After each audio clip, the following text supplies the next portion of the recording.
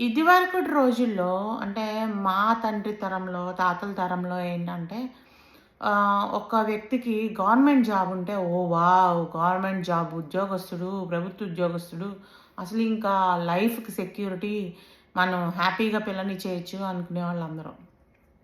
ఆ తరం పోయి తర్వాత తరంలో చంద్రబాబు నాయుడు గారు ఐటీ విప్లవాన్ని తీసుకొచ్చినప్పుడు ఏమైందంటేనండి ప్రతి ఒక్క కుటుంబానికి ఒక ఐటీ ఉద్యోగి, సాఫ్ట్‌వేర్ ఉద్యోగి ఉంటే చాలు. సెట్ అన్నీ అనుకున్నారండి. అయితే ఆ ఐటీ విప్లవం కూడా నెమ్మదిగా సన్నగిల్లిపోతుంది ఇప్పుడు ఏఐ తోటి. అయితే ఇక్కడ పాయింట్ ఏంటంటేనండి, అట్లాంటి విప్లవాల కన్నా కూడా చంద్రబాబు నాయుడు గారు ఏమంటున్నారంటే ఇప్పుడు, అసలు మనం జాబులు అడగటం కాదు. జాబులు క్రియేట్ చేయగలిగే స్థాయికి ప్రతి ఒక్క కుటుంబం ఉండాలి అన్నారు. ఏంటమ్మా! జాబులు ఎలా క్రియేట్ జేస్తారు? మేము చదువుకున్నోళ్ళమా? చదువుకుంటేనే గదా జాబులు క్రియేట్ చేయగలరు అనుకుంటున్నారా?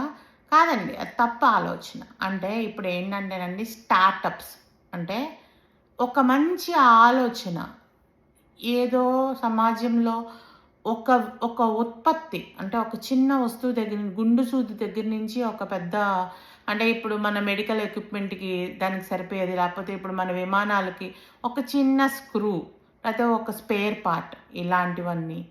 అట్లాగే మన వ్యవసాయధారిత ఉత్పత్తులు అంటే ఇప్పుడు మనం కోకోనట్ ఉంది. దాని పీచు నుండి మనం ఇప్పుడు గార్డెన్‌లో యూజ్ చేస్తున్నాం కోకోపీట్ అని. అది. ఆ పెంకు నుండి చిన్న చిన్న చిప్పల నుంచి దాంట్లో వాక్స్ పోసి క్యాండిల్స్ చేయొచ్చు.